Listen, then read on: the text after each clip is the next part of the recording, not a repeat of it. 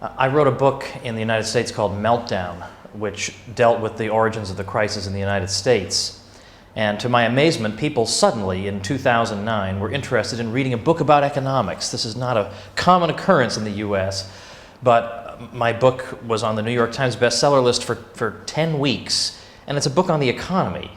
If I had written it in 2005, well, there would be no interest at all. The housing boom is going strong. Everybody feels like his net worth is increasing. Nobody wants to hear that there are any problems. But suddenly, when your retirement portfolio is cut in half, well, you are very interested to know what exactly is going on.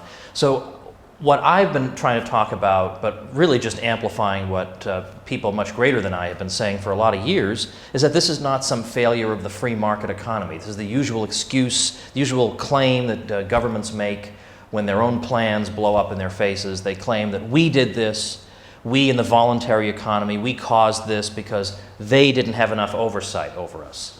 They just need more regulations, they need to crack some more skulls, and then they can prevent occurrences like this from ever happening again. But what I'm arguing, what the Austrian School of Economics argues, and what the folks here at this particular institute here in Madrid are arguing is that this is not some spontaneous occurrence that just happens for no reason, that just occurs in the free market, but that by and large it's a failure of the central banks of the world. And yes, in the United States, as I explain in my book, you can find many examples of the federal government intervening in the mortgage market and encouraging a lot of money to go into the mortgage market and encouraging a lot of bad loans. But the factor that really drives all this was the Federal Reserve.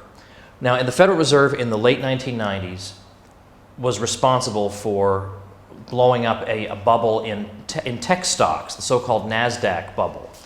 And by the year 2000, that had burst. So by 2001, the Federal Reserve Chairman at that time, Alan Greenspan, decided that he was tired of the economy being down. So he did what every central banker does. They have only one solution. And so in English, we have this expression, when all you have is a hammer, every problem seems like a nail. And so all he has is the interest rate lowering hammer. So he just kept hitting it. He cut rates 11 times in 2001. And so what he did was after having blown up this bubble in technology stocks, now he blows one up in real estate. And there were some Austrian economists who predicted at that time that this is giving rise to a housing bubble. This is going to burst. This is going to cause a lot of pain for a lot of people. But the vast majority, all mainstream opinion, the New York Times, MSNBC, Fox News, all these outlets said that things were great. George W. Bush is a wonderful president. The economy is strong. Alan Greenspan is the maestro, the great planner of the economy. And then it burst, and then they all scratched their heads. Gosh, why did this happen? Why did this happen? We kept interest rates lower than they'd been in as long as anyone can remember. And we kept them down there and kept them down there and encouraged people to get into the mortgage market who had no business being there. We had people buying no down payment mortgages. So they put no money into these properties with interest-only mortgages, or with adjustable rate mortgages. And we encourage people to do this. People are buying 5 investment properties. They have no job, and they just expect that by buying properties and sitting, they're going to get rich.